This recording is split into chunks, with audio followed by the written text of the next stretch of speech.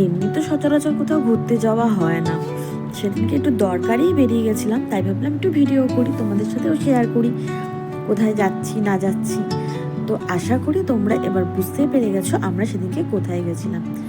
এই যে ভালো করে বোঝানোর জন্য তোমাদের বাড়িকে একটা সিম্বল দেখাচ্ছি, যেটা দেখলে আশা করছি যে কেউ বলে দেবে যে আমরা ঠিক কোথায়। হ্যাঁ, হাতিবাগান। কারণ হাতিবাগানে ওই সিম্বলটা দেখলেই বোঝা যায় যেটা শ্যামবাজার 5 মাসে।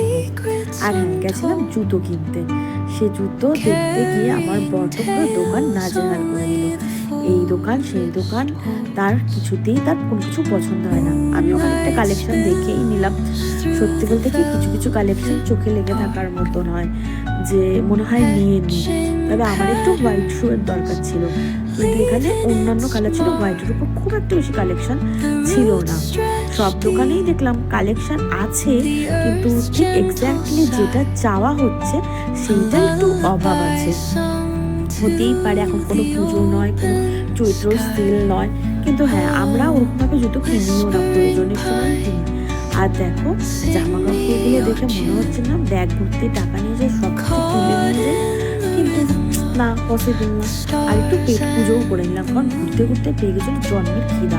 পরিবার সমুদ্রকে একটুখানি খেয়ে আর পেটটাকে একটু শান্তি করলাম, করে তারপরে চললাম বাড়ির পথে। টাটা।